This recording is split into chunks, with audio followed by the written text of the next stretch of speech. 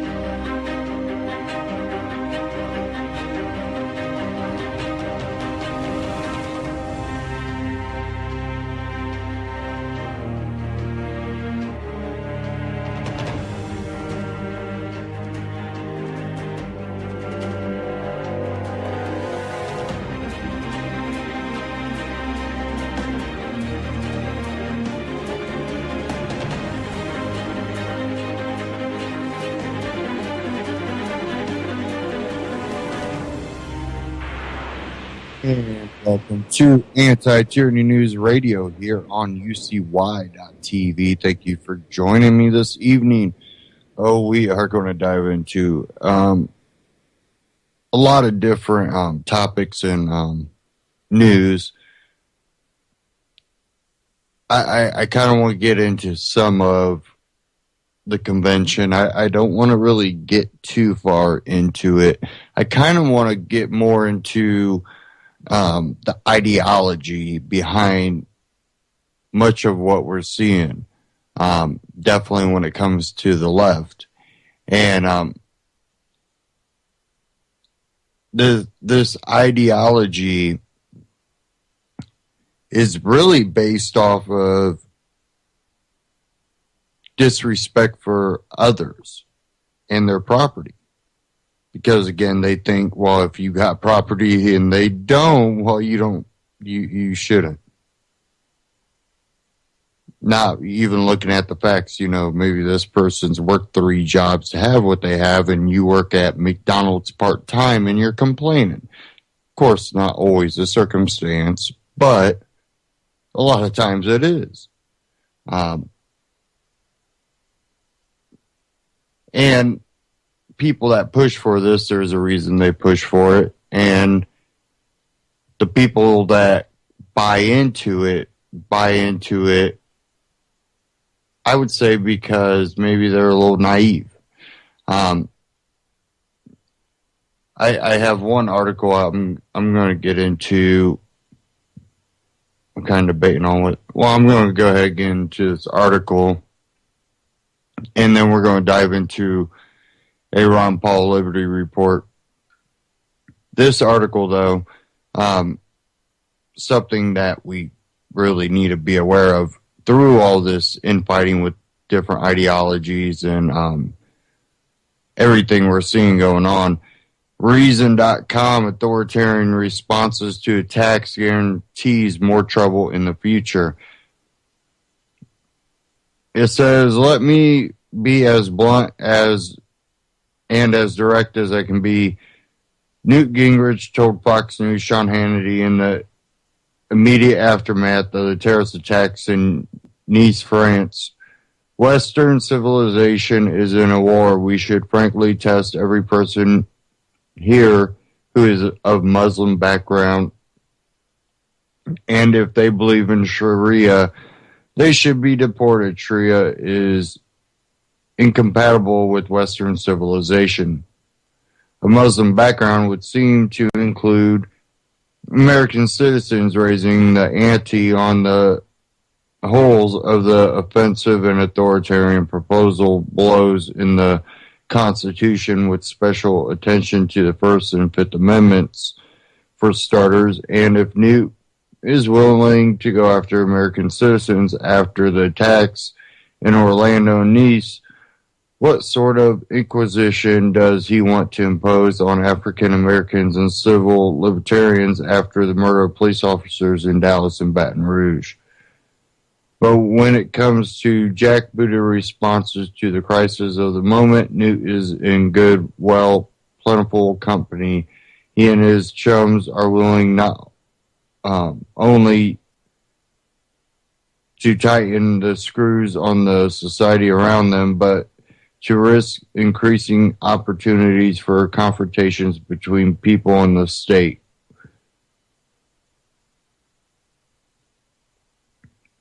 A year and a half before Mohammed, I can't even pronounce that, Buell drove a truck into Bastille Day celebrations in Nice.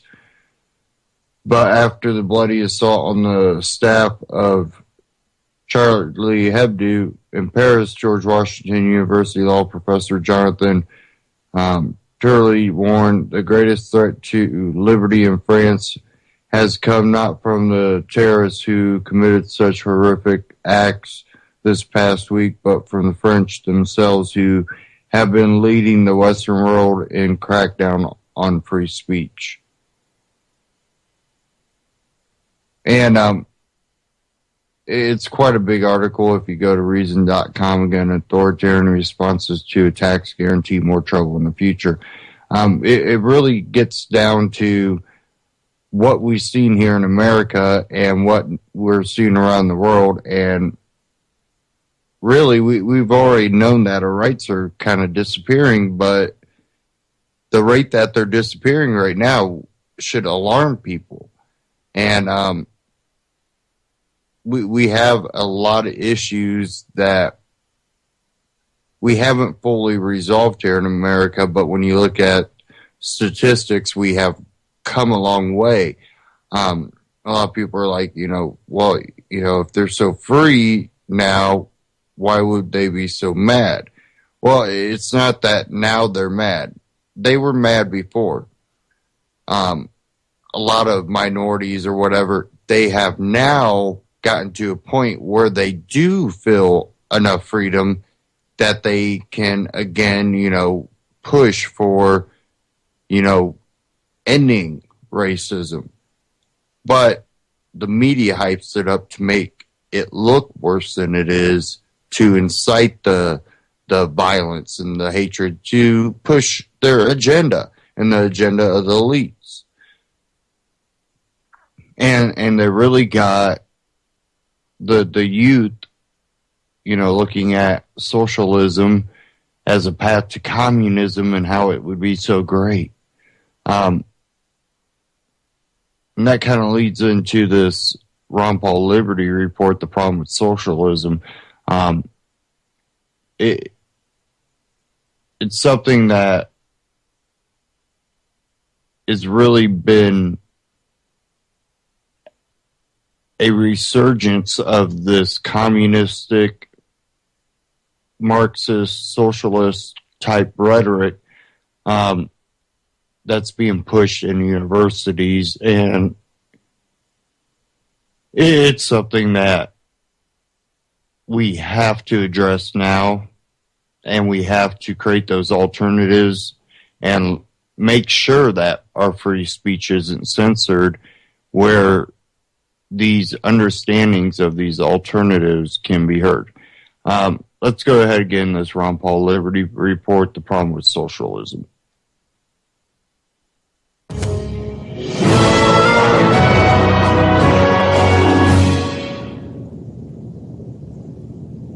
Hello, everybody, and thank you for tuning in today to the Liberty Report. With me today is the co-host, Daniel McAdams. Daniel, good to see you. Good morning, Dr. Paul. Daniel, we have a special guest here today who's been a friend of Liberty. He's a professor at Loyola University in Maryland and also a senior fellow at the Mises Institute. So he obviously has to be one of the good guys. And he's written a recent book called The Problem with Socialism, written by Tom DiLorenzo. Tom, welcome to the program. Pleased to be with you, Ron. How are you? Well, doing well, and I'm delighted that you're with us today to dispel all the myths about socialism. I think socialism has been around a long time. Free markets and capitalism has been around a long time too, but there's always a struggle from the beginning of time between freer markets versus more controlled markets. So I want to get started by trying to get the best definition, at least from your viewpoint, of what socialism is all about, because sometimes that term is thrown around by conservatives, sometimes libertarians, and they'll call so-and-so a socialist, and technically it might not fit my definition, or it might not even, be satisfactory to Mises' definition of what socialism is. So tell us how you define socialism, and maybe what are the tipping points of moving a society like we have to an economy like we have today, which Mises predicted would become more socialistic. What might be the tipping point to push us over into true socialism? Okay, well, in my book, I have 16 chapters, so I cover a lot of ground. And the definition of socialism, the original definition, was government ownership of the means of production, nationalization, and so forth. But then I also quote The Road to Serfdom, where Hayek, in the 1976 edition, he said that the meaning of socialism had evolved by that time to include the redistribution of income through the welfare state and the progressive income tax. And I agree with him there, that the ends were always ostensibly equality or egalitarianism, but the means evolved to include the welfare state and the progressive income tax. And then the third thing I say in my introduction to the book is that in Ludwig von Mises' book, Socialism, he says that socialists have always had a dual strategy. One, to nationalize as much property as possible, but two, he called it destructionism, to destroy the private property, free enterprise system with taxes, regulation, inflation, whatever can work. And so my book covers all three of those things. It covers redistributionism, nationalization or government-run enterprises. I have a chapter called Islands of Socialism, the Follies of Government Enterprise, for example. And then also destructionism, the effects of regulation and excessive taxation and so forth. Do you say that we have a socialist economy right now, or just moving in that direction? Well, I address that. I look at, if you add up all the taxes from federal, state, and local government and divide it by national income, according to the government's own statistics, you get between 35 and 40%, depending on what year you gather these statistics from. But if you add on top of that these 75,000 pages in the Federal Register, 15 cabinet departments that regulate all aspects of industry, and state and local governments that have all sorts of regulatory functions, then I think the government either owns or controls almost half of the U.S. economy. And I did have an op-ed in Breitbart a couple days ago called America's Tipping Point. And I think we are at a tipping point when we have this current election where you have Hillary Clinton advocating a $5,000 check for every new baby born and free, quote, free higher education for everyone with income under $125,000. And there's no reason why if she got elected, she wouldn't quickly make that $200,000. There's more votes there, so why not? Mm-hmm. And so we're looking at a possible vast expansion of the welfare state in the coming years if that happens. Well, the most dramatic change in our economy that I was aware of course, I frequently talk about it because of the monetary issues of closing down the Bretton Woods system August 15th of 1971. They also put on wage and price controls. And boy, the economy collapsed. Shortages overnight. It was a total despair. So the pricing mechanism is really pretty important, at least when you see the destruction of socialism. So that obviously is a major thing. And of course, Mises makes the point that that's why socialism always fails, or there's no market pricing. That's right. That's absolutely essential, market pricing. We see that in Venezuela today, where Hugo Chavez adopted socialism in 1999, and with pervasive price controls was a part of it, and nationalization. And so today you read stories all over the internet about people, middle-class people, rooting through garbage in the streets looking for something to eat. They have hyperinflation now of 1,600%. I read in the New York Times that a hamburger in Venezuela costs the equivalent of $170 today. and anyone who can leave the country is leaving. And they've destroyed their country in about 15 years worth of socialism.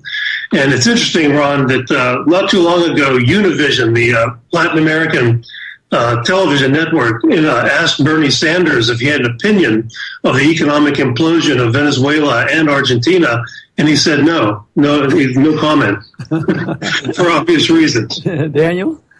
Tom, you make a mention earlier on about Hillary's check to new babies and free college and all this. Well, I'm wondering about another candidate's suggestion, or at least something that's made the rounds in Twitter. And this is Gary Johnson. He was asked at Freedom Fest what his view was of a universal basic income. That's where the government, as you know, the government will guarantee everyone a minimum amount of money. And while he did not jump on board, he said he was certainly open to the idea, and that he would he's attracted to it because it would reduce costs through less bureaucracy. Would you categorize this attraction to this sort of a project socialism? Well, of course. That's my old friend Walter Williams, who's a great speech maker. He goes up to audiences of college students and surprises them by saying, "What would you call a program that forced one person to work for the benefit of another person?" And these a room full of students, I've seen this in person, they think for about 5 seconds and they say slavery, which is what that is. And then, what else would you call the welfare state, where you force one person to work for the benefit of another person? And that's one aspect of that. Yet Charles Murray, who sometimes calls himself a libertarian, also wrote a whole book about this, advocating a basic government income.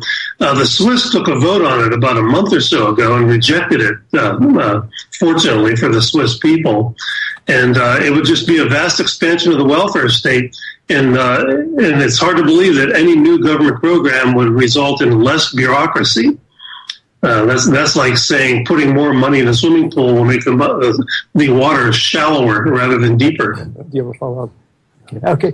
Tom, I wanted to get your opinion about the so-called success, or the apparent political success of Bernie Sanders, because he talked on campuses, got large crowds out. He got larger crowds out than I did, and I thought I did fairly well. And he didn't mince words. He said he believed in socialism.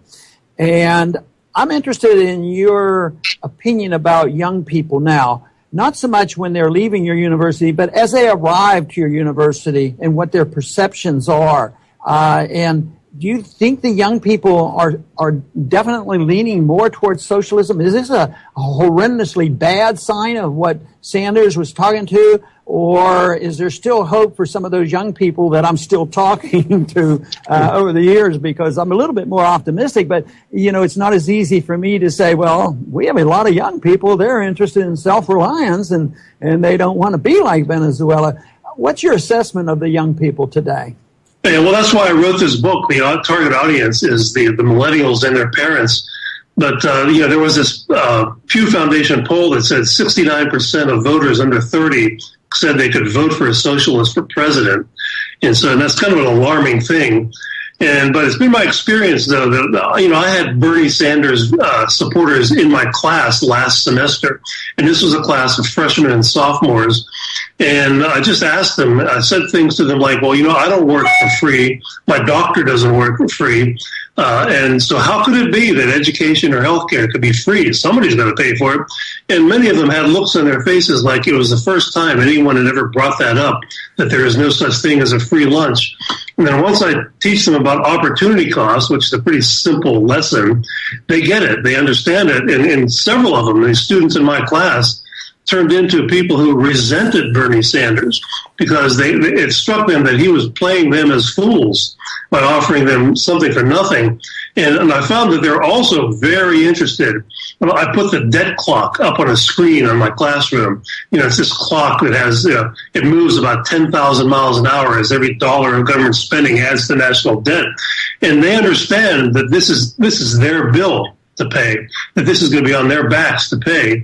And they become very concerned about that. So I think a little bit of education education like this and basic economics can go a long way in persuading a lot of these. A lot of my students are big fans of the television show Shark Tank. They like the idea of being independent entrepreneurs and making money. And so the millennial generation is bifurcated. You got these Bernie Sanders followers who are not very well educated, but I hope education can change that around. Well, you know, I recall something Leonard Reed said when I'm confronted with this about numbers. There are more socialist appeal for Bernie Sanders versus some of our meetings. And Leonard would always say it's not a numbers game. You know, it's that 7 or 8 or 9% of individuals who are the thought leaders in the country, people like you that are teaching young people, the people that, are involved with the Mises Institute. And those numbers don't necessarily have to match up. So that gives me a little bit of encouragement that we think about the ideology and rather than the superficiality of some people who can get attention with offering free stuff. I guess it's hard to turn down free stuff unless they run into a professor like you or Walter Williams that realize, yeah, explain to me how something is free. Right. Well, I ask my students, do you believe in Santa Claus? And of course they think, what is this about? Why is he asking us if they believe in Santa Claus? And then I ask them, well, why do you believe that politicians can give you something for free? Aren't they playing Santa Claus? That's where does that come from? And so if you reach them initially at that kind of level, I think it can be pretty effective, and they tend to understand what's going on here. First, you mentioned Shark Tank and how young people are attracted to this idea of entrepreneurialism. What I was wondering, looking through your book, and obviously we're not going to be Venezuela overnight. We're not going to be digging through the trash cans in the middle class here. But what I wonder, and I don't know if you want to address this, but what about the cultural damage that happens with the sort of acceptance of the idea of socialism? It used to be a 4-letter word. I grew up in the 80s when we were just seeing the end of the Soviet Union. We never thought that it would make a comeback. I had seen it in an article, and I don't have it in front of me, but there was a big decrease in starting new businesses over the last year, I guess it was. So what about the cultural implications of the acceptance of the idea of socialism? Well, there's some real dangers out there. When I Google my own book, The Problem with Socialism, to see what people might be saying about it, and if you go on Amazon and it pops up, the book next to it is called The Problem with Work, and it's by a Marxist professor. This is something, von Mises wrote about this in Human Action, that one of the targets of the socialists has been to demonize the whole idea of work. They claim that the capitalists force us into this. They force us into being wage slaves. And so some of this is taught in the universities that, work is a bad thing. Maybe you should just take half a year off and live a minimal existence. And it's one thing to have people who are just plain lazy, but other people to have an ideology behind laziness and being unproductive people. That's another thing. And so they're sort of cultivating welfare parasites by demonizing work in at least part of the academic world. And that's a very bad cultural impact, I think. Another thing I'm concerned about is, the egalitarians in academia, they want to use government to force equality on all fronts, not just income, but everything. Men and women should be equal in all aspects. That we should not even talk about differences in biological differences between men and women anymore. It's uncouth to even do that, and I think that's a ridiculous direction to go in. Murray Rothbard once said that there's a reason why people sort of lampoon this idea of equality, and by citing extreme examples of it, because that's what totalitarian societies have always used as their excuse for totalitarianism, to force us into being equal, and so that's a very dangerous trend. Yeah, just remember, all animals are equal, except some are more equal than others, is what happened. Yeah. I wanted to follow up on something you mentioned when we were talking about Venezuela. The description of what happens under socialism. It breaks down, people go hungry, and the system doesn't work. But you said prices were very high, too. And yet today there's tremendous economic confusion, with this outfit called the Federal Reserve, because they have a precise policy of if we only can get prices to go up and depreciate and devalue the money at least 2% or more, then that will be a sign of economic growth. But I think what most people forget, and they never get taught, except in under special circumstances where we have some Austrian economists teaching, and that is that you can have inflationary depressions, and that inflation is depressive to the economy, and yet this whole thing of the Federal Reserve being designed, if we can only get 2+ prices going up and ruin anybody who wants to save money, then we wonder why this system fails. One of the chapters in my book is called Destroying Capitalism by Socializing Capital, and it's about the Fed, among other things. It's a short chapter. It's not a big treatise on the Fed. But yeah, the Fed causes boom and bust cycles. And another example I can cite is Sweden. Bernie Sanders and the rest, they tout democratic socialism. Well, Venezuela, by the way, is a democratic country. But Sweden, when their economy imploded in the 1980s, because they had tried to print their way into prosperity, their welfare state began to collapse of its own weight. So they had hyperinflation, and they had 500% interest rates in Sweden, and that was a calamity, but it was caused by their central bank. And isn't it ironic that the Nobel Prize in Economic Science, by the way, is sponsored by the Swedish central bank? It's not sponsored by Alfred Nobel and the Nobel Foundation. It's a Swedish central bank that once created 500% interest rates in their own country, and we're supposed to look up to them as the world's experts in all things correct with regard to economics. Right. We're getting near the end of the program, but there is time for another question that fascinates me, because you have a chapter on this, and I get asked this, or they charge me with this idea. Oh yeah, we want socialism, but not like Venezuela, or not like Mussolini socialism. We want good socialism. An example in the Scandinavian countries, they're the good guys. Tell us a little bit of the shortcomings of that type of an argument. Well, to use Sweden as an example again, Sweden was a great free market capitalist society in the late 19th, early 20th century. Beginning in 1870, they had the highest per capita income growth in the world for 50 years. And then the socialists took over. They nationalized industry. They adopted a huge welfare state, steeply progressive income taxes. And according to the Swedish Economic Association, there was not one single net new job created in Sweden from 1950 until 2005. 55 years of zero job growth. So they basically ate up all their capital, and then they created. That's the point where they reached where they had already tried to print their way out of trouble by printing vast amounts of money. And they did have some reforms in Sweden. They deregulated, they privatized some industries, they cut marginal income tax rates, and made a bit of a comeback since then. But the per capita income in Sweden is still lower than Mississippi, which is our poorest state. Wow. So it's hard to be a role model for us.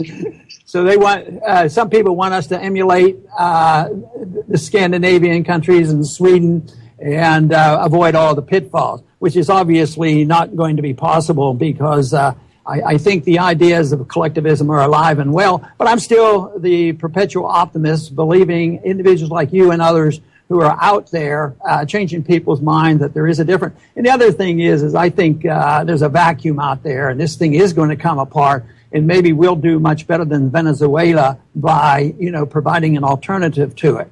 But Tom, I want to thank you very much for being with us today, and I want to advise our listeners to make sure they get a copy of this. I'm sure it can be found on Amazon, and yes. It's a great little book, and not that expensive, so you can buy several and pass them around. Tom, thank you very much for being here today.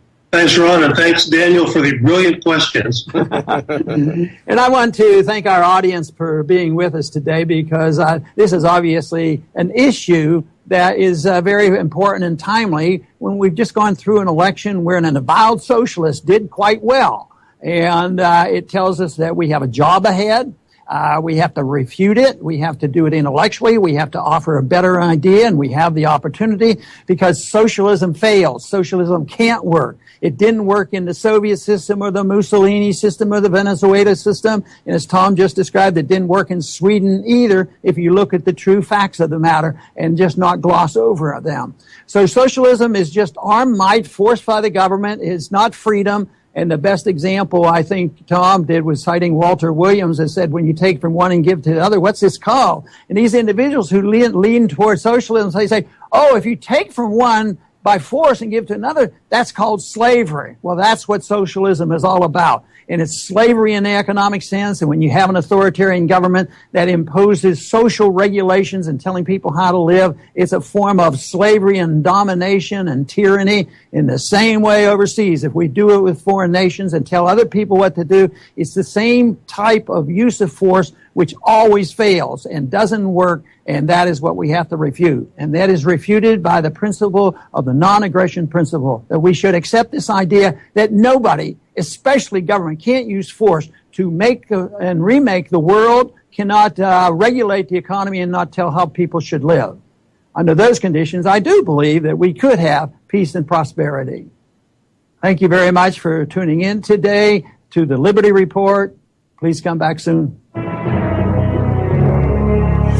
Ron Paul Liberty Report, RonPaulLibertyReport.com, and Ron Paul Liberty Report on YouTube. Check them out, subscribe. Now,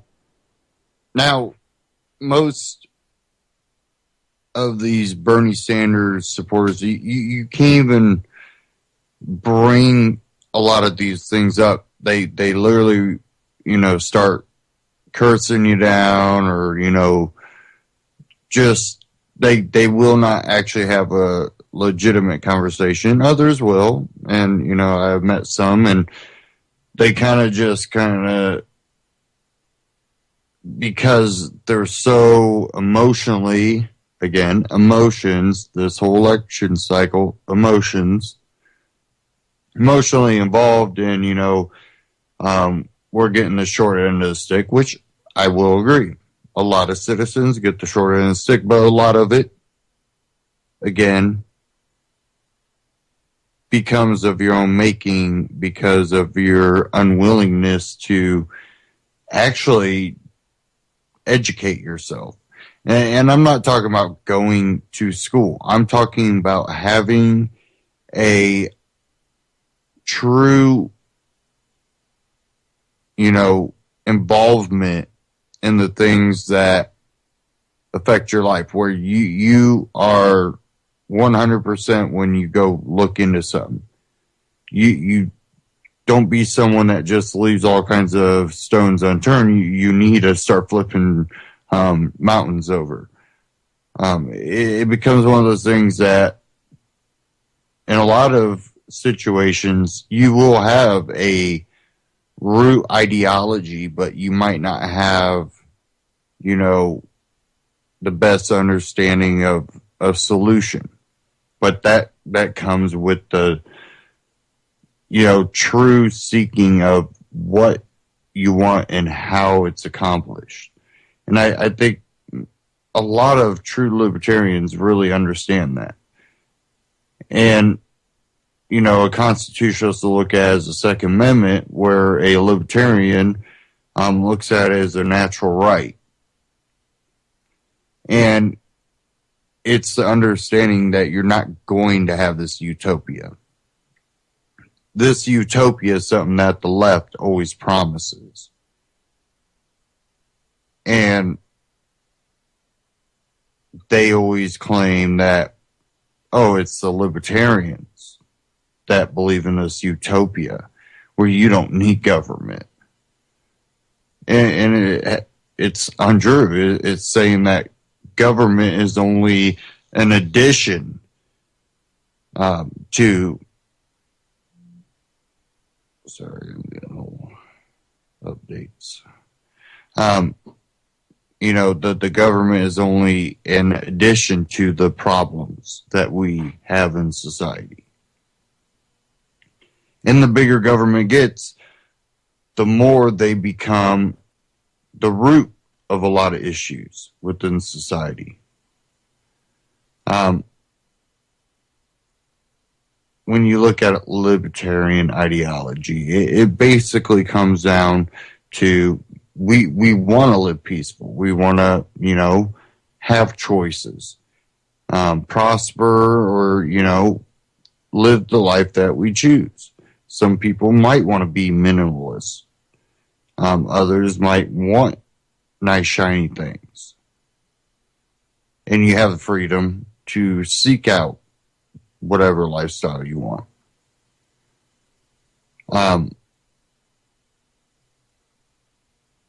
What progressives on both sides want is more control.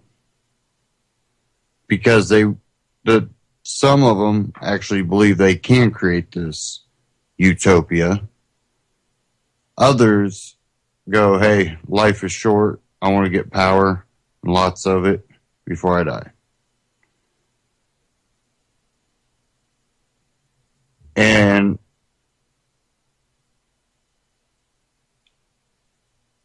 it's hard to tell one from the other. And when I look at Hillary, I have no idea. But it will be a progressive of what we have now. Will increase, decrease, we don't know. She comes from the same ideology as Obama.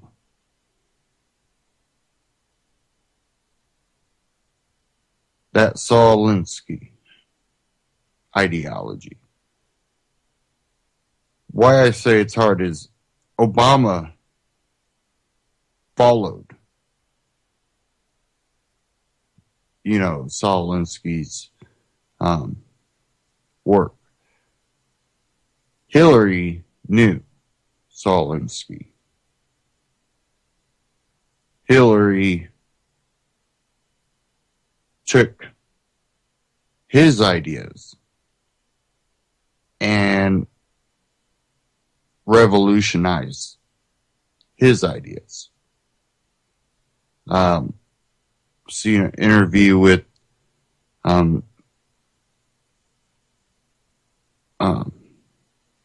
D'Souza and talking about his new Hillary's America that'll be coming out. And he really explained a lot of, we know the path that Hillary will take. We just don't know at what speed. With Trump, people are going to side with Trump because, they rather go with the unknown than what has been proven to be wrong. And will that pit Trump over the top? I think it will. I think it will be a tight race, but I think there is that possibility.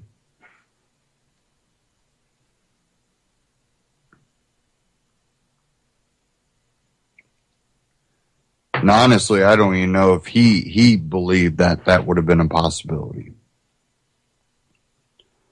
But now it is.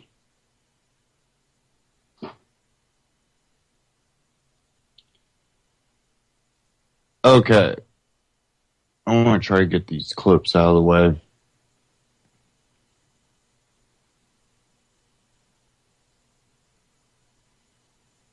Give me a second here.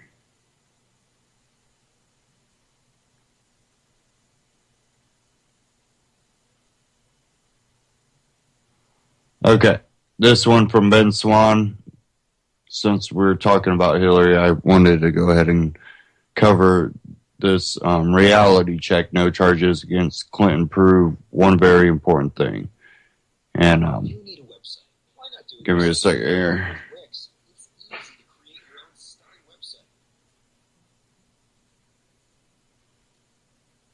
website. Okay, here we go. Well, the FBI says no charges should be filed against Hillary Clinton. You know that by now. And a federal judge on Monday declined to order the deposition of Clinton over whether she deliberately thwarted federal record-keeping laws, but did not rule out the possibility that the former Secretary of State may be yet forced to testify. The real question for us tonight, is Clinton being treated differently than the average American? Let's give the FBI director a reality check. Secretary Clinton said I did not email any classified material to anyone on my email. There is no classified material. Was that true? No, there was classified material emailed. Secretary Clinton said she used just one device. Was that true? She used multiple devices during the 4 years of her term as Secretary of State.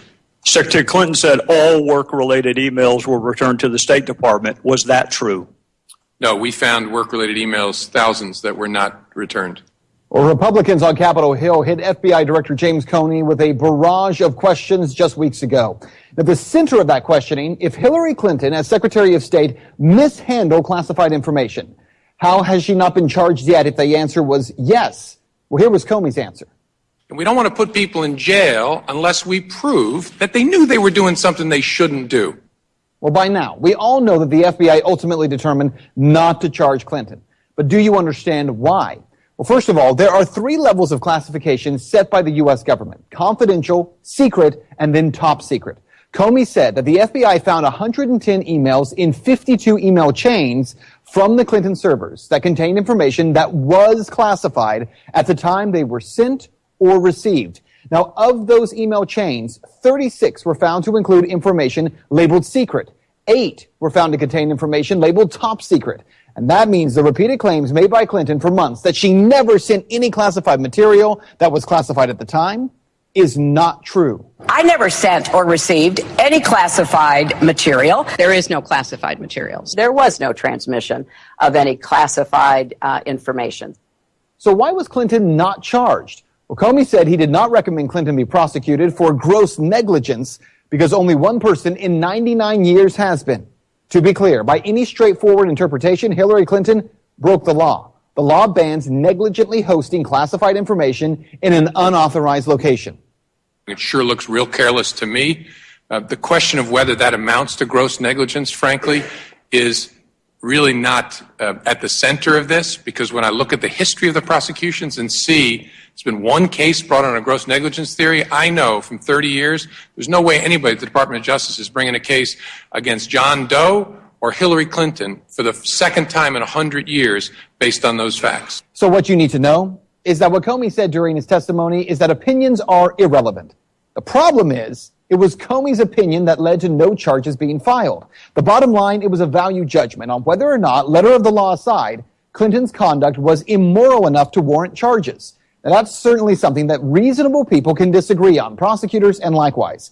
But what is most stunning about Comey's statement was not simply that he won't recommend charges against Clinton, but when he said that the decision to not bring charges against Clinton, quote, does not suggest that in similar circumstances, a person who engaged in this activity would face no consequences, end quote. Meaning that somebody, anybody else who does the exact same thing could or would be charged.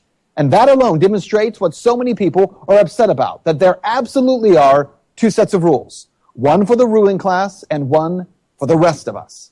That's Reality Check. Let's talk about that tonight on Twitter. And we have always said that, but what is unique about our time right now is everything's done out in the open. They don't hide what they do anymore. She lied, she was caught. You'd think she'd be like, at least I'm not in jail. I sit on the sideline. No, she's running for president. They don't care. They do it out in the open now. And it really irks me because this election is perfect for a third-party candidate. We do have Gary Johnson. He will pull pretty high. I don't think he's a good enough candidate to win as third party. But he will pull high. I think that he will set a precedent for third party. I just don't think that he's enough of a libertarian. He's definitely not my type of libertarian. He says quite a bit that just goes, whoa, that's not even close to libertarian. And it really irks me because I would hope for, that Ron Paul to pop up. Wouldn't that have been just crazy?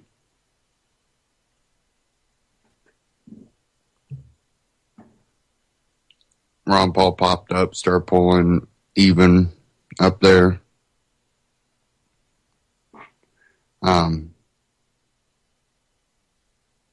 Where we're headed, it's really not looking good for America. You can see it in our economy. You can see it in our elections.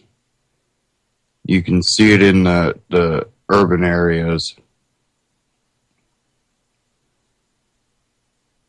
And it's really going to start affecting the rural areas too. We see what a lot of the elite are doing. They're preparing for chaos.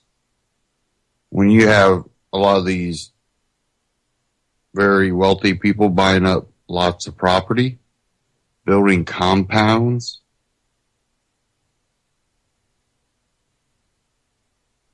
they're getting ready for something. They're seeing everything we're seeing. We know the media hypes things up to cause it to get as bad as it is. A lot of it due to them hyping it up.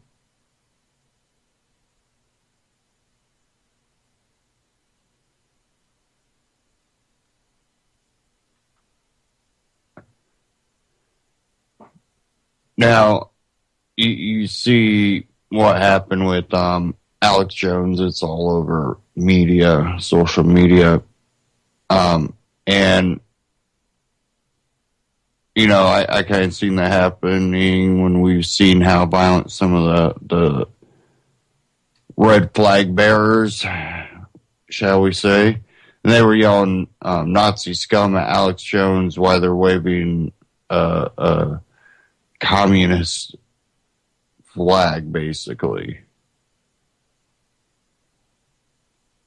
Even though Nazis were fascists, the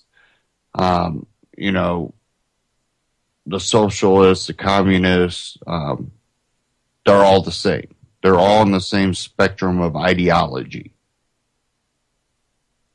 They just have different beliefs where your efforts should be spent.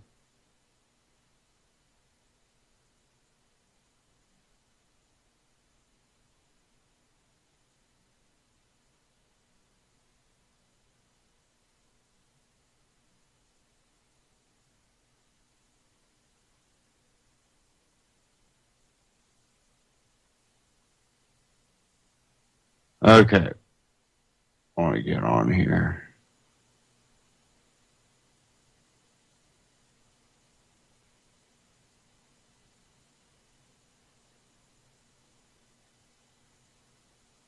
Sorry, guys.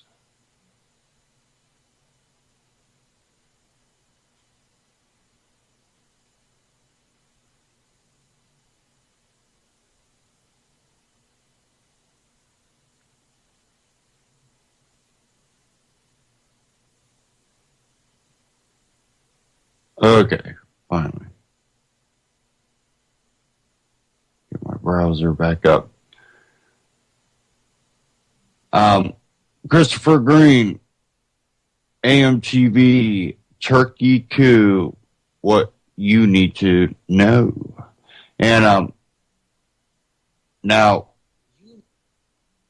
I was trying to report what was currently happening in Turkey on air. But that night, shortly after broadcast, things started turning for the coupers.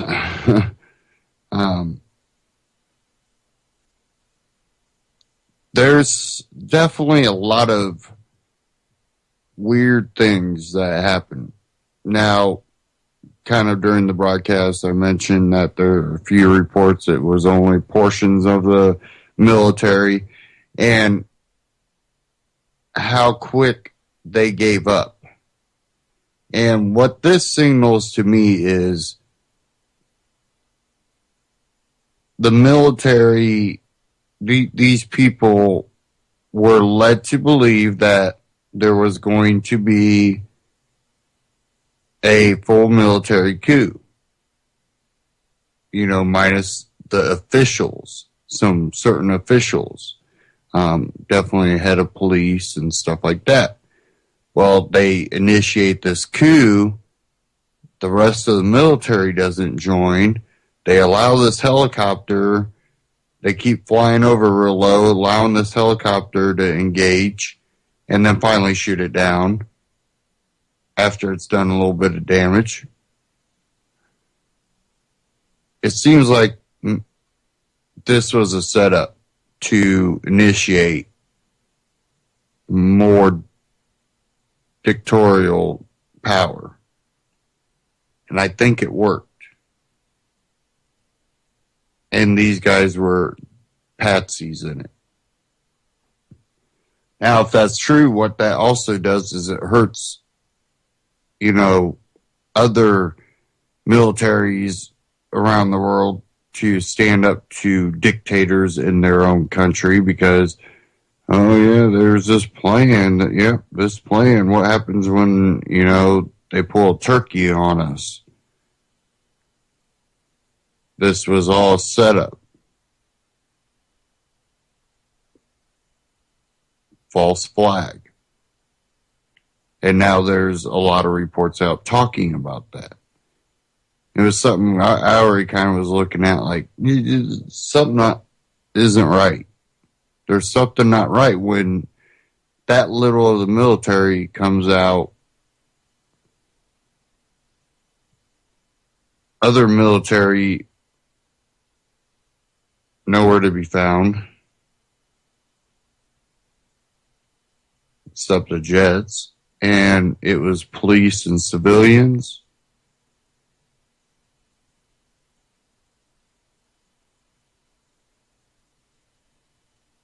Something was just off. There was something not right.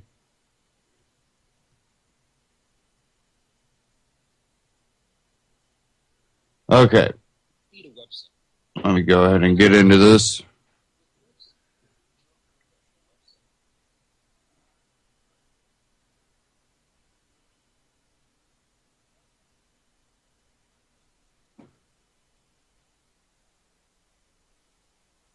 Get in your face. This is Christopher Green here. No, I'm joking. Sorry. Sweet, man. I was actually going to ask him to do that. I had to. I love that slogan. I need a slogan myself. Honor, pleasure to be on your show. Love AMTV. They do really great work. Thank you so much, man. No problem. You do really great work. Luke, we are change. We need to come up with a tagline, man. I know. Do you have anything top of mind? Like, world traveler? It's usually just like, subscribe. Yeah, we need your help and support.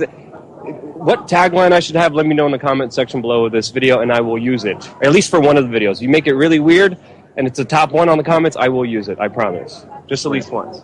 Sweet. Turkey.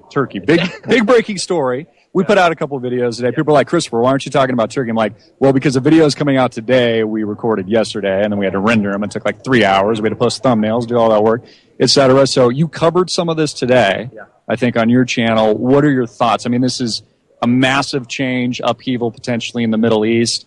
You think this was expected by the Obama administration? Is this a surprise? Yeah.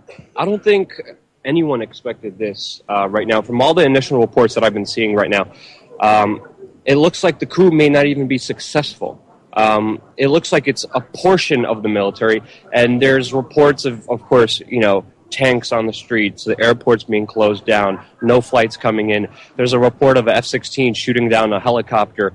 It's military fighting military. It's protesters fighting protesters. There's one, section of the town which is really pro-Enderun, and the other portion is really get rid of him. We finally have this coup d'etat. But what we're seeing right now is the Obama administration just came out in support of the president of Turkey, who is an autocrat. You look at what he did throughout his rule. It is horrendous and horrible. He has abused the power that was given to him. He has tortured people. He has imprisoned people. He has fabricated evidence. He has censored the internet. He has censored online freedom. He has censored any form of expression or criticism against him, and he's ruling with an iron fist. The military made a statement, the portion of the military that did this coup d'etat, they're saying that they're doing this for the rule of law. And they feel like Enderun really just went way far and above and really hurt Turkey. And we're seeing that. We're seeing the remnants of that because Turkey was the major purchaser of ISIS oil, illegal oil that they were buying cheap from ISIS. They opened up the borders. They allowed ISIS to get in there. They allowed the foreign fighters to come through Turkey to get it into Syria to get rid of Bashar al-Assad. They were doing this mainly for a number of different reasons to get rid of Bashar al-Assad inside of Syria, which was their main goal. So because it hasn't happened yet, but that's what they want to happen. Of course, it's a lot of Western forces pushing, and we have to understand this is huge, important news. Hillary Clinton even admitted we confronted her representatives, their spokespersons. I even confronted Hillary herself. I was like, you guys started ISIS. Hillary Clinton even admitted it. CIA. Exactly, and we're seeing all these ramifications blow up in everyone's face, order out of chaos. We're seeing what just happened in Nice. We're seeing what happened at the Turkish airport. And I think, really, a lot of people in Turkey, I think this portion of the military, this is at least my analysis, this is just breaking, so we haven't really evaluated all the evidence as it's still breaking. But from my point of view right now, Enderun focusing all of his forces, all of the military against the Kurds, allowing ISIS to thrive, supporting ISIS, financing them, giving them weapons and arms, is blowing up in their face. They went after Russia because Russia was destroying the oil pipeline that ISIS created, that Turkey was buying all the cheap oil, with the president's son being involved in that, almost caused a global war in that entire region. And I think a lot of people inside of Turkey are like, holy crap, we financed our enemy who's bombing our airports right now. This is enough. And we've seen Turkey within the last few weeks trying to better relations with Israel, going to Russia and saying sorry for destroying and bombing your warplane that flew over, what was it, 30 seconds? Or not even over the thing, and almost created a global conflict. So I think maybe the president of Turkey saw this coming. There's also a lot of Turkish government officials who are spending money with U.S. lobbyists and U.S. law firms trying to have good relations with the United States. Obama right now is in support of the president who the military is going up against. So I think this is very random. I think this wasn't expected. I don't think there's a bigger play here, but we're going to see how the events unfold, and we're going to be covering it live on our YouTube channel like we always do as it's breaking. As soon as I heard this, I ran up to my room looking, fact-checking everything, and I just released 2 videos today on this very important topic. Well, one thought I had was, how is Russia linked to this potentially? I mean, could Putin be, behind helping this coup, which kind of seems like a major shift in the Middle East, which is a shit show, by the way, thanks to Obama and arguably thanks to Bush, too. I mean, Putin is trying to restore relations with Turkey, and they have been in the process of doing that lately. Turkey also is in a very powerful position with that canal that runs from the Black Sea into the Mediterranean, and they could shut off Russian supplies that are going into Syria right now at any moment, at any time. They haven't done so because it's mutual annihilation. They know if they go after each other, they're going to mutually destroy themselves. So you see them kind of back off. The tension is still there. As far as Putin's involvement, I don't know how he would be involved. I don't know if he would help him. I'm not seeing any form of evidence providing this, but obviously a weaker Turkey helps him because Turkey is one of the key countries standing in the way of Syria and of destroying ISIS.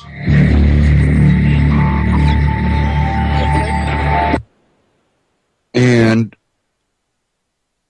I just don't see Russia being a part of this. I think Russia is formulating its next moves in the whole chess game of the world right now.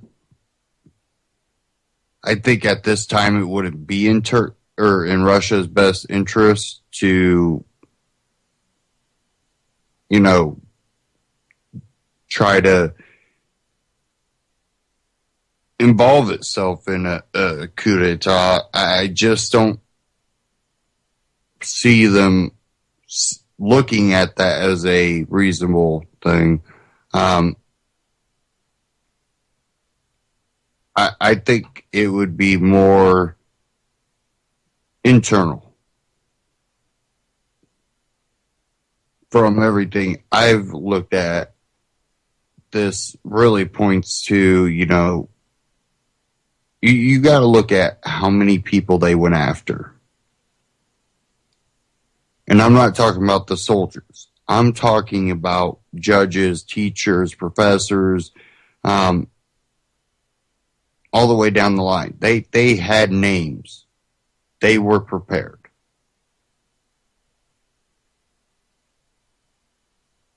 That's one thing that makes you go, hey, this seems like it might have been a little staged. You needed all opposition gone. I think that's what this came down to. A final grab of power by removing opposition. This was done in Germany. It will be done in other nations. It's a tactic. To get that final control, you have to go after opposition. And a lot of people don't realize what, positions alternative media put themselves in. Now you'll see some that, we're for liberty, all this, and then all of a sudden, they're Bernie Sanders, and it becomes a joke almost, because they're willing to change, or they never had a true ideological principle that they stood on. If you're willing to go, I'm with Ron Paul, and then I'm going because I love his ideology, but then go to Bernie or Trump. A lot of us have been more libertarian than even the Libertarian Party. And that's something that I've realized throughout the years, is that many of us that were, a part of the grassroots modern day Tea Party at the very beginning, and not the beginning that the Tea Party nowadays wants to say was the beginning, the actual beginning of the modern day Tea Party. And it started with Ron Paul. It grew to a large thing in the 2008 election. And after that, you've seen established organizations with money pop up. Tea Party this, Tea Party that. That really hijacked the grassroots movement. And then they got all the funding, and it's grassroots. Look at all of our grassroots supporters. Yeah, but you're not grassroots anymore, because while you weren't a part of it at the beginning, you pop in with all this money and a fancy slogan. It was a hijacking of the Tea Party. And then when you can see some of those people so disenfranchised because Rand Paul or Ted Cruz didn't get power, that you say, I'm going with Bernie because he's grassroots. What the hell does that have to do with belief and principle? You kind of either truly believe in freedom and liberty, or you don't. This in between has got to stop, because what that in between does is it allows for that authoritarian reach to keep grabbing, because if you don't really find your root ideology, if you believe in liberty, you will be persuaded with candy, basically. It's a slippery slope, and I've seen so much of it. It irks me. And, we have a lot of people now posting Sheriff Clark. And, I heard in one interview how he was talking, and even his speech at the RNC, and the true problem is he's so emotionally involved because, well, he's law enforcement.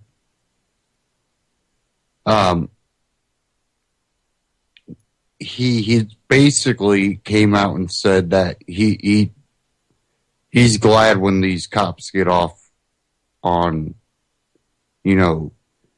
these cases that they might be involved in someone's injuries or death.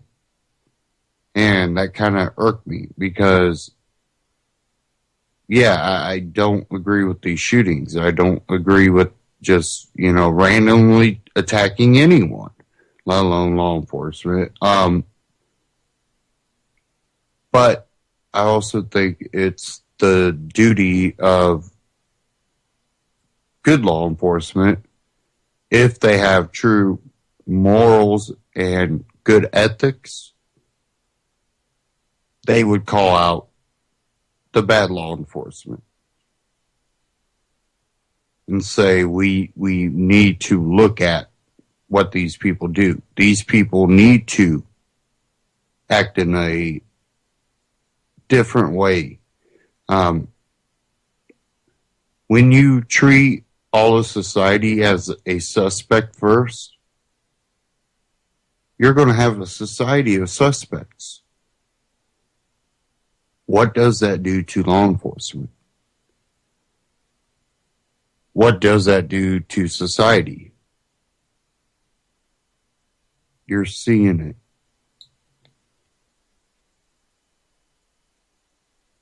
And I've said it before, with the interacting in all negative ways.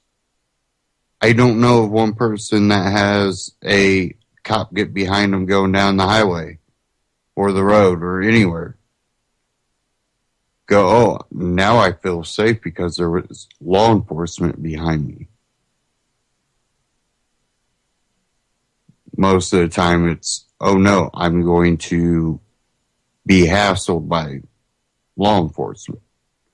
I'm going to have a negative experience. Because we don't have true community policing. We do in places, and a lot of times it is the sheriffs that are the ones that I have a little bit more respect for.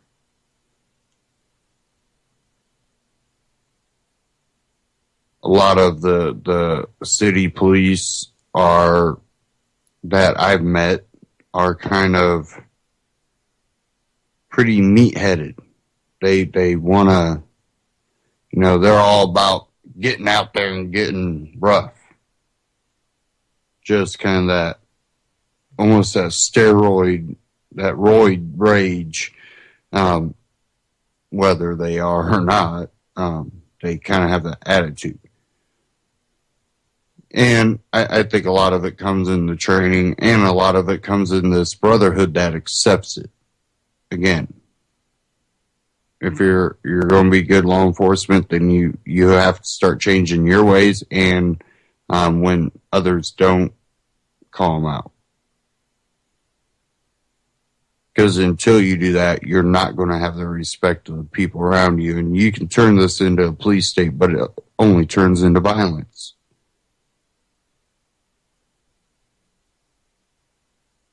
You further pit yourself, your family, ourselves, our families, all in danger. For what? For some people at the very top to get rich off of your bloodshed, our bloodshed? anyone's blood. You don't feed into the divide and conquer. We have to stop going race or religion or, gender or, gender identity. We have to stop with that and really get down to the basics of freedom and liberty.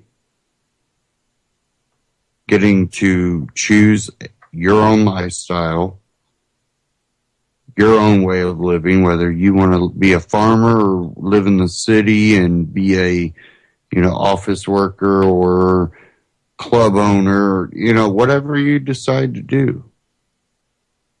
Live your life the way you choose without harming others, without abusing other people's rights. That things are accomplished through voluntary interaction rather than coercion.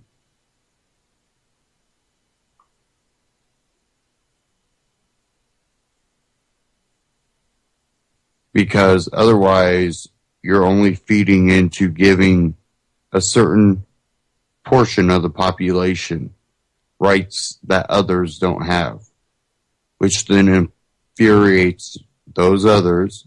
Then it flips around, and now you're on the bottom and they're on top, and it keeps flipping, and you keep fighting. And guess what? Other people are living that lifestyle that you wish you could be in. And it's a very, very few that ever get picked to be in that type of group. And most of them are still only puppets. And if shit hits the fan, they'll be thrown to the wolves. And a lot of them don't realize that, hey, they're the bait. They're not the master.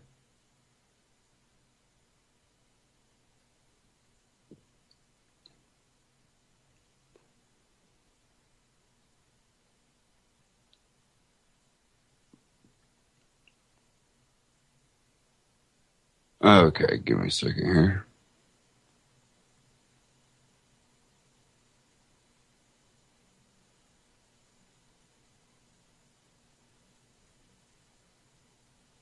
I wanted to find this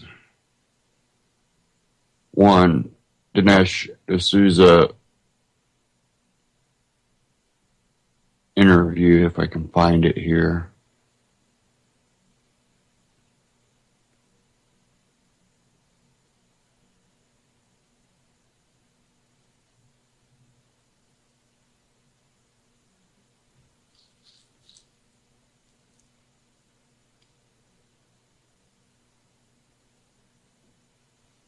Okay. Not finding what I'm looking for. Let me try this again.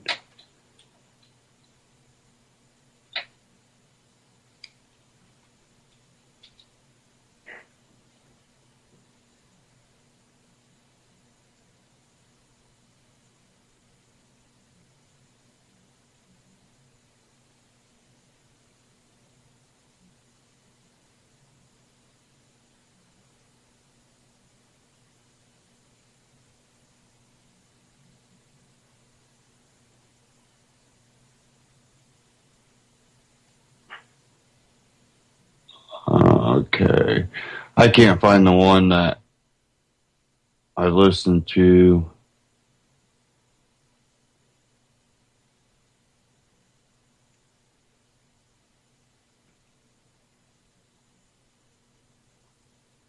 I do have this short one here from AMTV. I'll go ahead and play that one.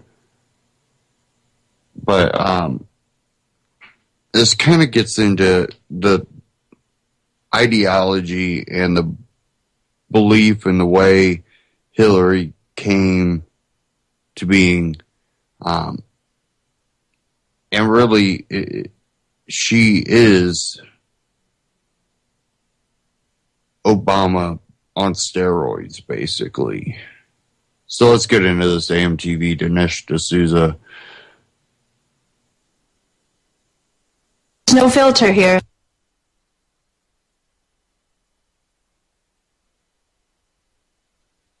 I tremble for my country when I recall that God is just. He's acknowledging that slavery is a kind of condemnation on himself and on America. He knows that. He says there's no attribute of the Almighty that can take our side in this contest. So this is Jefferson. He's very aware of it.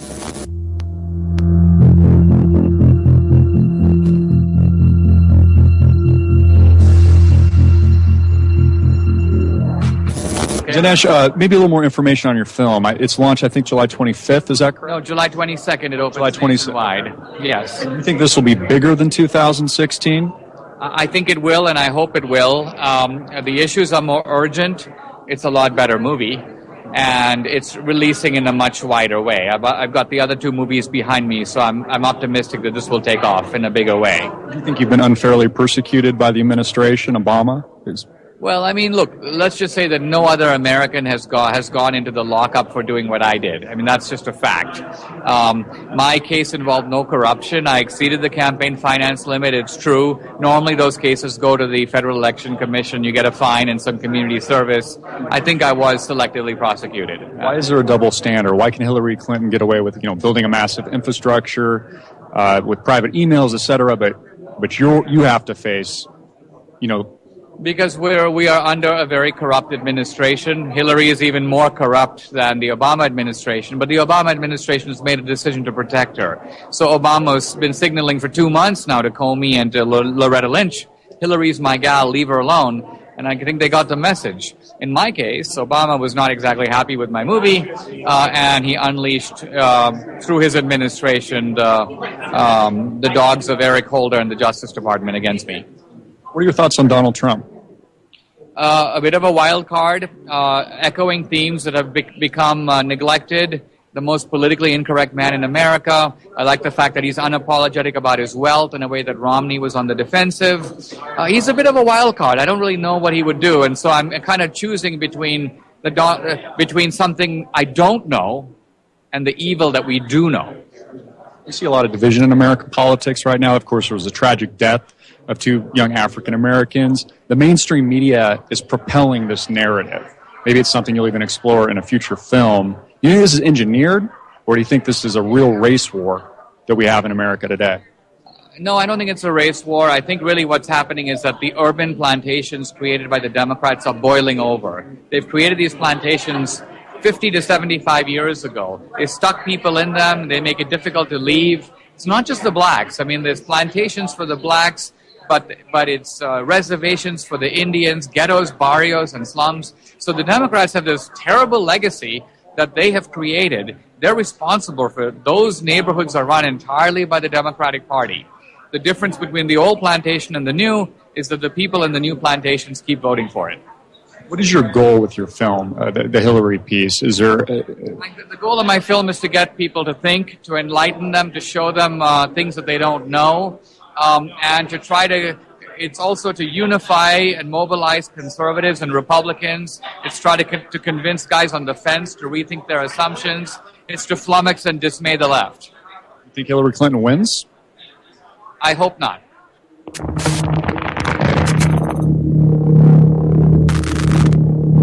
I think we all hope not. AMTV Christopher Green. Now, I'm definitely a little hyped to get to see this. I think he does a great storytelling of history in a way that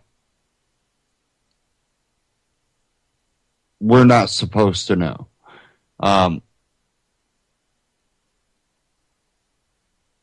When we look at how they tell history, it's very, very lopsided.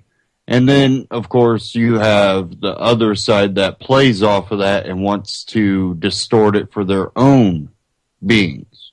Both are only versions and not really based completely on fact. 'Cause it's hard to see what's going to happen in the future and with what candidate. But if we get Hillary, I'm definitely seeing suppression of free speech, the Second Amendment, the Fourth and Fifth Amendment, the 10th Amendment. I just think that you will see utter destroying of our republic and any freedom or liberty, except for those that may be able to get out.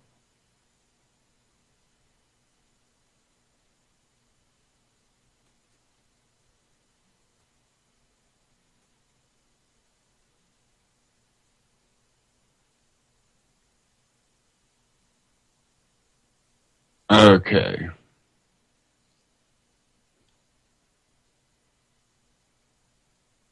Let me see if I can get this up here.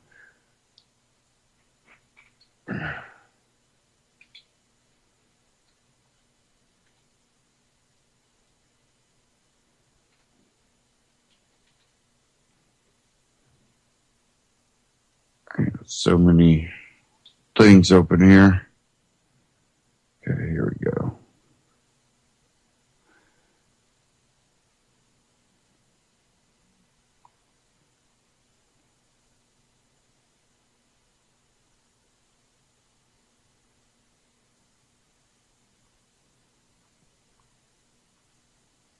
Okay, I'm at the economic collapseblog.com. There is an article that I'm not going to read, but I urge people to go check out right now. It's the second article on the front page. Aragon's staged coup has resulted in purge of 50,000 teachers, judges, soldiers, and government officials. And I urge people to check that out. The article I am going to read is top article right now on the economiccollapseblog.com. $19.4 trillion in debt. We have added $1.1 trillion a year to the national debt under Obama.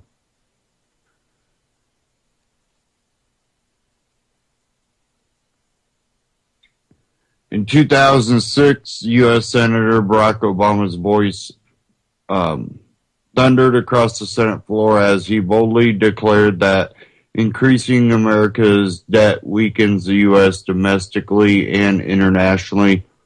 Washington is shifting the burden of bad choices today onto the backs of our children and grandchildren. That was one of the truest things that he had ever said, but just a couple years later, he won the 2008 election and he turned his back on those principles. As I write this article, the U.S. national debt is sitting at a grand total of $19 trillion 402 billion 361 million 890,929 $46. But when Barack Obama just entered the White House, our federal government was only $10.6 trillion in debt. That means that we have added an average of $1.1 trillion a year to the national debt under Obama, and we still have about 6 more months to go. Even though Barack Obama is on track to be the first president in all of U.S. history to not have a single year when the U.S. economy grew by 3% or better, many have still been mystified by the fact that the economy has been relatively stable in recent years. Not really stable. Year to year, maybe. But it's been, it's getting better, Bam! Right back down. Like, okay, we're back down here. Oh, it's getting better. Oh, it's picking up. Oh, bam, right back down. That's what we've been seeing. And being someone that interacts in a part of industry that caters to a lot of other industries, I definitely see where we're at, and not looking too good right now. But the explanation is rather simple. Actually, anyone can live like a millionaire if the credit card companies will lend them enough money. You could even do it yourself. Just go out and apply for as many credit cards as possible and then spend money like there is no tomorrow. In no time at all, you will be living the high life. Of course, many of you would immediately object to that a day of reckoning would come eventually, and you would be right. Just like those that abuse credit cards, a financial day of reckoning is coming for America too. In the United States today, our standard of living is being massively inflated by taking trillions of dollars of future consumption and moving it into the present. Politicians love to do this because it makes them look good and they can take credit for an economic recovery. But what we are doing to our children and grandchildren is beyond criminal. On average, we are stealing more than $100 million from future generations of Americans every single hour of every single day. We are complete and utter pigs, and yet most Americans don't see anything wrong with what we are doing. At this point, our national debt is more than 30 times larger than it was just 40 years ago. Many, including myself, have argued that it is now mathematically impossible for the U.S. government to ever pay all of this debt. The only thing that we can do now is to keep the party going for as long as possible until the day reckoning inevitably comes. Under Obama, our national debt will come close to doubling. What that means is that during Obama's 8 years, we will accumulate almost as much debt as we did under all the other presidents in U.S. history combined. Right now, the U.S. government is responsible for about a third of all government debt in the entire world.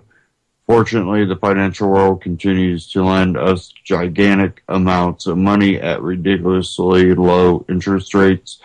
But if that were to ever change, we would be in an enormous amount of trouble very rapidly.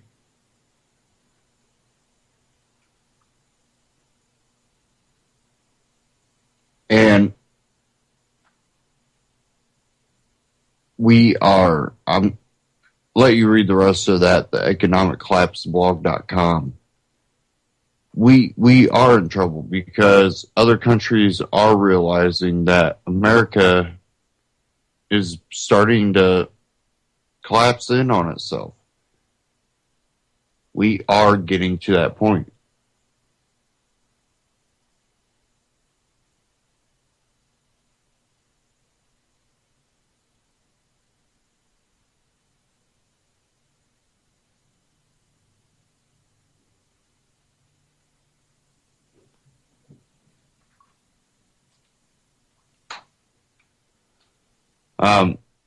I did have like a small clip here covering this, if I can find it now.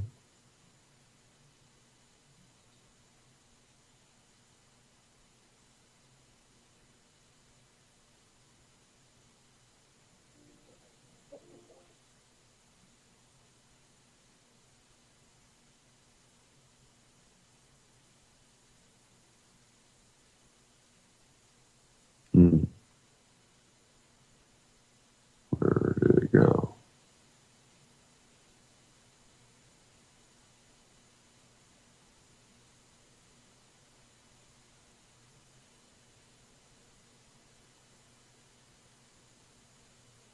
Sorry, guys, I can't find it.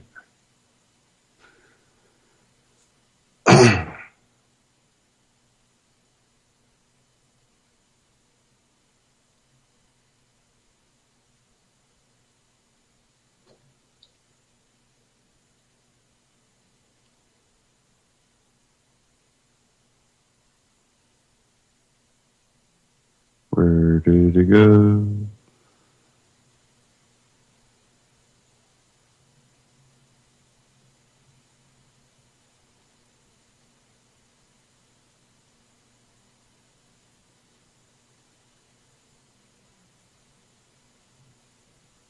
It disappeared. Of course. It's gone.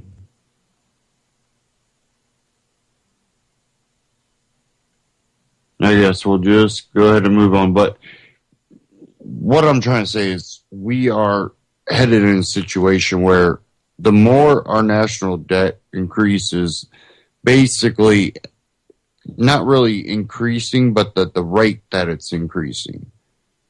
You know, we start off with, what was it, 10.6 trillion, and we've almost doubled that under one president, 2-term.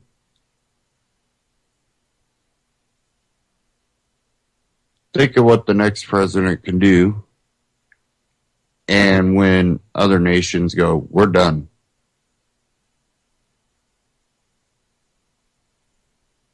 Kind of basically like what's going on when the Brexit, you know. We're tired of being interlinked with other countries. We're tired of not having our choice in the matter.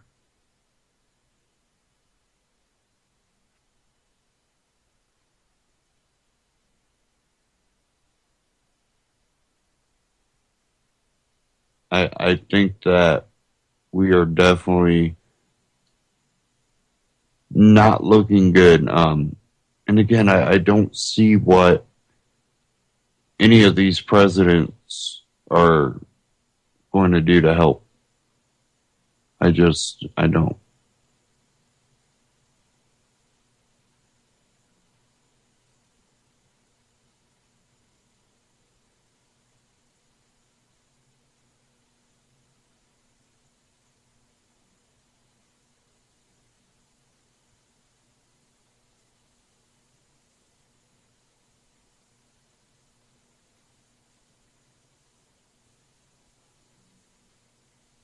Now, has anybody heard about Russia warning about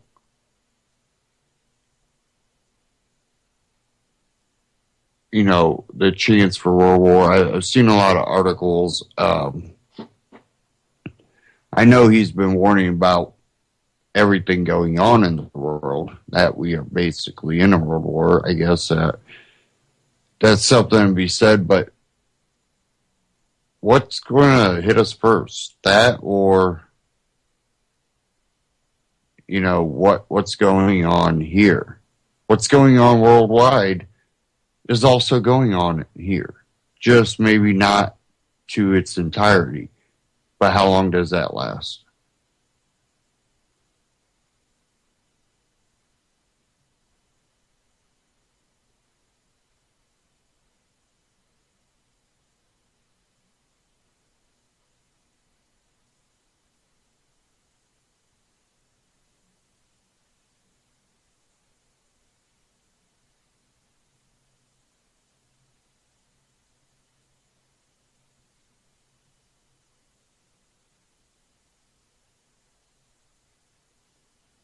Okay.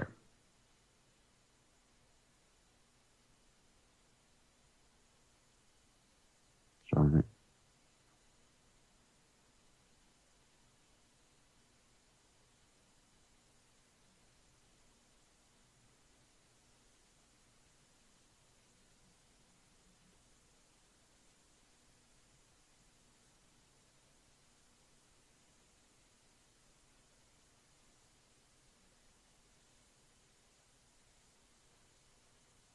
Now,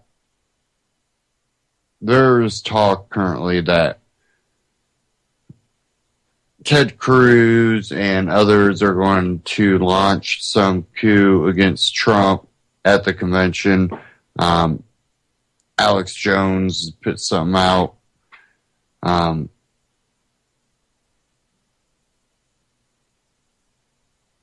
You have Karl Rove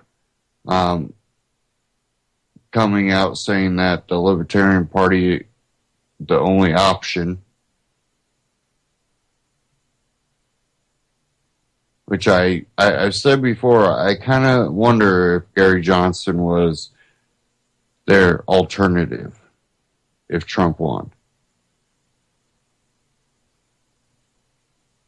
And he said some things that make him so un-libertarian that it makes me wonder. It really does.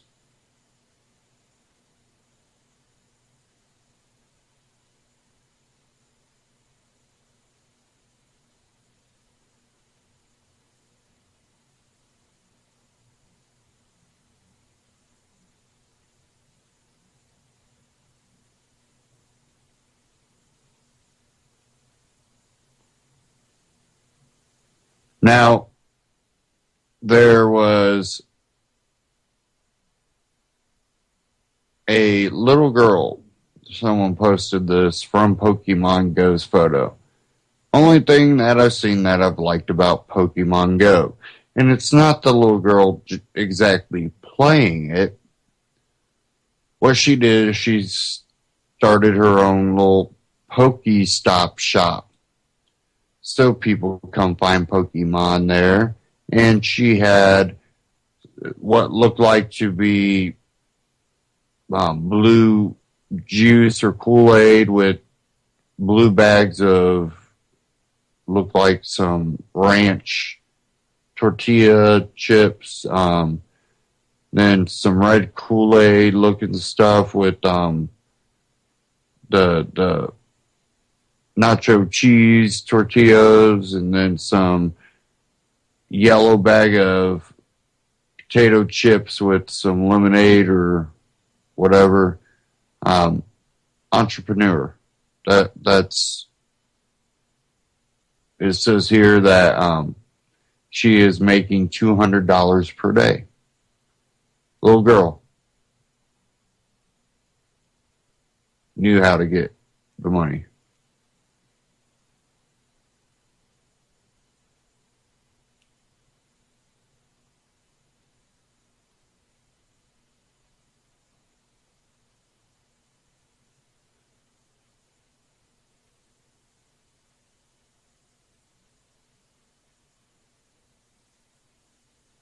Okay, I want to get into this last clip here. This one I didn't lose. I just have to pull it up.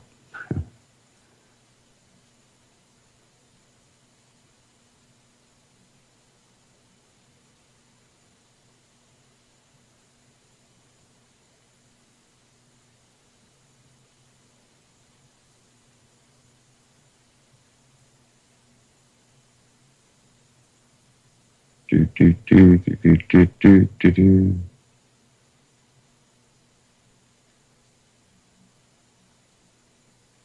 What is going on here? Okay. Here we go. Now, when we look at Alex Jones at the RNC blowhorning in that square where the cops rushed him away after he was being attacked by the communists. And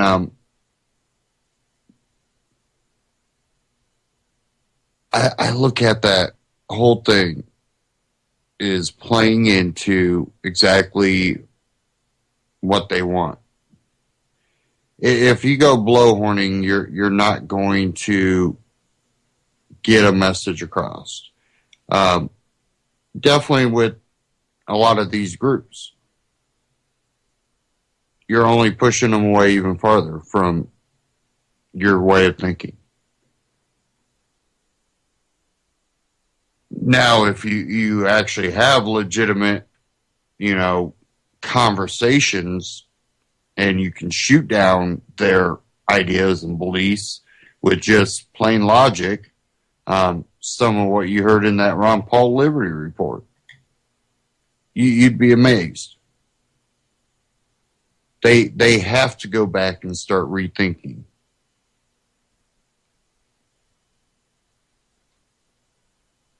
I have this one here from Ben Swan, civil rights icon, says Black Lives Matter activists, unlovable little brats.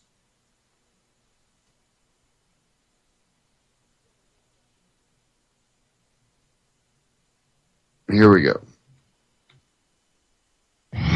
A former UN ambassador and civil rights icon Andrew Young has been called out by Black Lives Matter activists and the NAACP for referring to protesters as unlovable brats. Is the ambassador, who, by the way, is also a CBS 46 contributor, right, or is he out of touch? Let's give it a reality check. Those are some unlovable little brats out there sometimes. But you still got to love them anyway, and you got to understand them. Well, Andrew Young there speaking about Black Lives Matter activists who have been protesting across the country en masse. Tonight, I'm going to hit on 3 areas of what Young said and why it has created such a backlash. Let's start with that statement about activists being unlovable little brats. First of all, activists and citizens who have been marching in these protests across the nation and here in Atlanta are not children. The term brat or little brat indicates that they are young, immature, petulant, irrational, and spoiled. What is true about those who are marching? Well, the term Black Lives Matter, first of all, let's start there. It was born in July of 2013 in a Facebook post by Alicia Garza called A Love Letter to Black People. It then took off after the death of Michael Brown in Ferguson, Missouri. That was in the summer of 2014. Since that time, over the past 3 years, there have been Black Lives Matter marches in virtually every major city in the United States. Atlanta, Chicago, New York, D.C., Baltimore, Philadelphia, New Orleans, Dallas, Houston, Austin, San Francisco, Oakland, Cleveland, St. Louis, Ferguson. If you can name a major city, then they have seen marches. Not only that, but collectively, hundreds of thousands of people from various age groups, socioeconomic backgrounds, and races have all taken part. Not simply a group of little brats. A protest was a serious price to pay. You had to be willing to risk your life. So the second major issue that Young appeared to demean the protest by saying the protesters are simply showing off. The ambassador is correct that during the civil rights era, there was a heavy price to pay for protesting. But it is the heavy price that black men have been paying that has inspired the protesters to use their voices. Young says protesters do not have a clear message. They're showing off, and not even with a clear message. Now, I'm not blaming them for that. Well, Young may be right that not all activists have solutions, but there is something to be said for people standing up and demanding that something be done, which is why where Ambassador Young made the comments is also upsetting. He did so at a private meeting with Atlanta police. So what you need to know is that many young protesters may not know that Andrew Young himself marched with Dr. King and was there marching with Dr. King during King's assassination in Memphis in 1968. Andrew Young and civil rights activists waged a dangerous fight, and many paid a heavy price. After making those comments about Black Lives Matter activists, Andrew Young has now said that he is sorry, that he was wrong, and that his granddaughter was ashamed. Today, activists have continued to fight for what they perceive as continued injustice. They are fighting to change policing tactics and to battle a system that they believe is broken. Black Lives Matter was actually born out of the understanding, though, of this one statistic, that according to the National Safety Council, black males are 21 times more likely to be shot, maimed, or killed at the hands of police than any other racial group. And that is what these activists are working to change. To criticize them without having walked with them, talked with them, or listened to what they're fighting for, that's simply unfair. That's Reality Check. Let's talk about that tonight on Twitter. Ben Swan, Reality Check. Ben Swan on YouTube. Go there, subscribe, truththemedia.com. Check that out too. Now, there's parts of that I agree with, the other parts I don't. Going out and protesting something being done without a true understanding of how we got where we are, I think only calls for more government, which ends up being the opposite of what you actually want to achieve goals. Because government will stop you from accomplishing things. That's the more government you have, the more you have that. And it's just been proven throughout history in almost every culture, every empire nation.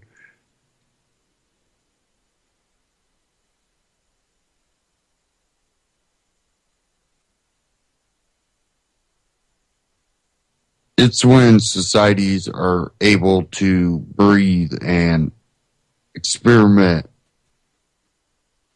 and look into possibilities.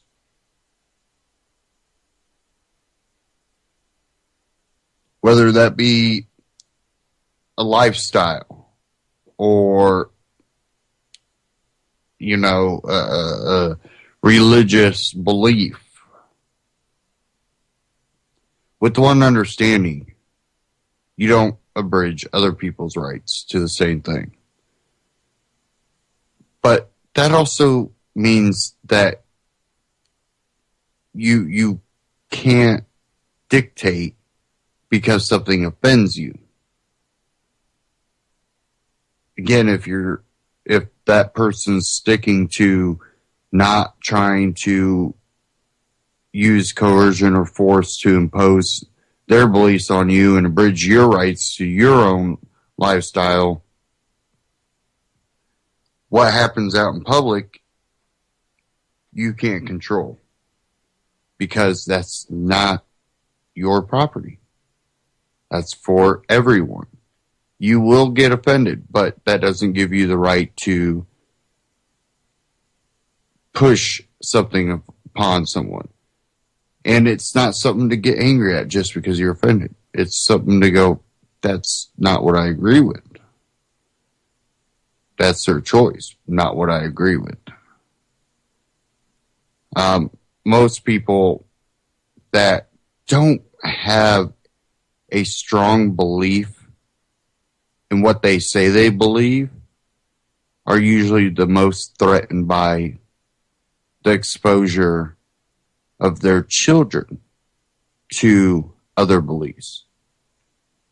Because if you truly have a belief and a true understanding and knowledge of that belief,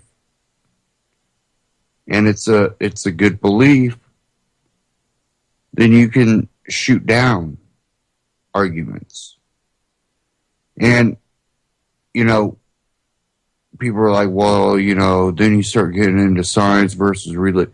No, because you can agree to disagree at a certain point. Because what both sides usually are saying is, I don't accept your theory. Because really, science isn't always fact. Science is as much theory as religion. Because both hold facts. Both hold theories. But the ultimate knowledge on both sides is never known.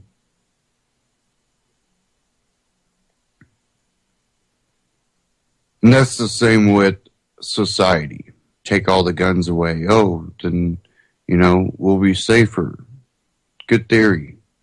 Bad in practice.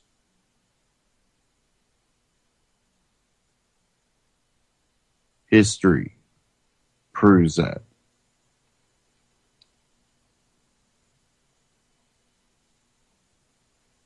We have this election coming up. And I'm looking at it like, is there any option, any way out, any way to unite people And I'm not seeing it in any candidate at all. I don't see a uniting force.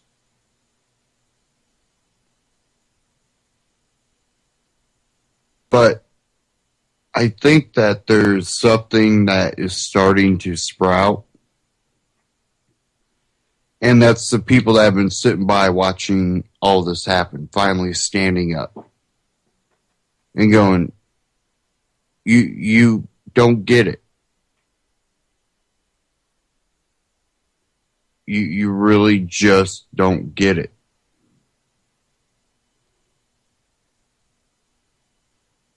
And I think that with this, people are now finally getting the word, hey, look at what you're doing. You're fighting each other. You say that if a person says all lives matter, they're not getting the point that Black lives matter. They're saying because you say Black lives matter, you're leaving out the rest of the population.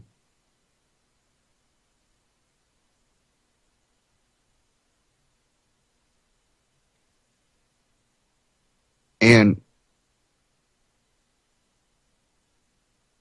really, when you look at it, I'm looking at it as even people that say all lives matter, the people that say Black lives matter. The problem is we really don't have a understanding of what some of the founding fathers, whether they be white slave owners, as some people, think every founding father was that way. Look at it as an understanding of the individual. How about this? How about let's stop saying Black lives matter, all lives matter. How about you just look in the mirror and say your life matters? Convince yourself that you're worth something, that you don't need a group or, a clique to hold you up, that you can stand on your own 2 feet, no matter what race you are, what gender you are, what religion or belief. Understand that you're not going to go out there and harm people. That you're going to go out there and make a life for yourself. And when the forces of government start oppressing anyone,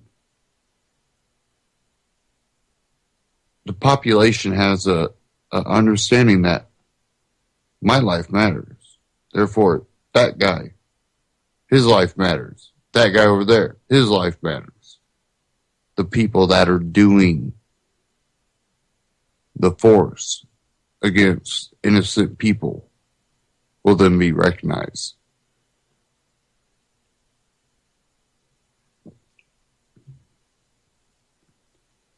Because if you truly believe that your life matters, then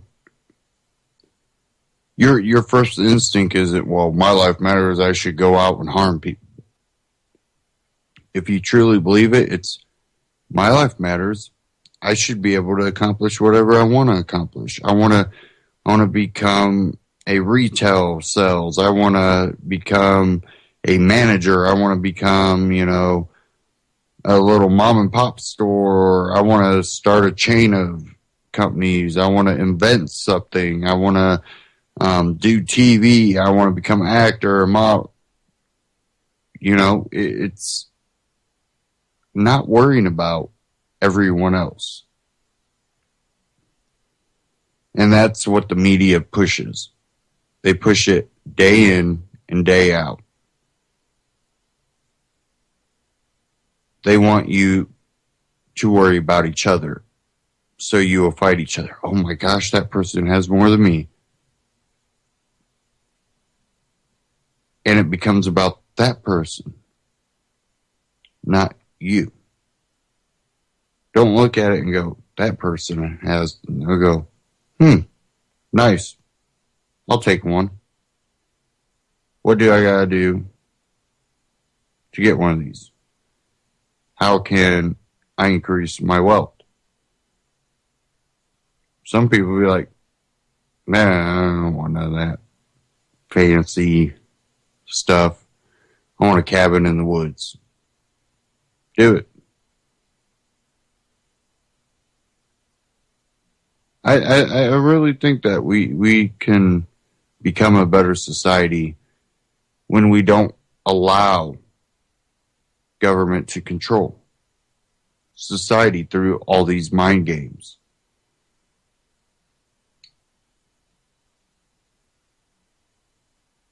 But again, with this election, then I look back and go, but they're not listening. They're buying into the BS.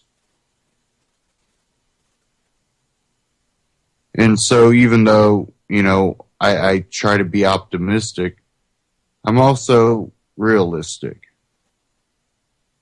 I think it's imperative to prepare for social chaos, economic chaos, natural disaster, foreign invasion. Who knows what's going to happen?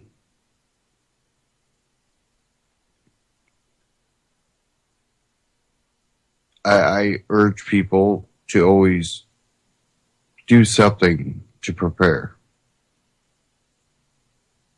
And really, even if nothing happens in our lifetime, educate your children so they'll educate their children that it's okay to be prepared, and if nothing happens, that's okay. Because if something would happen, you'd be prepared.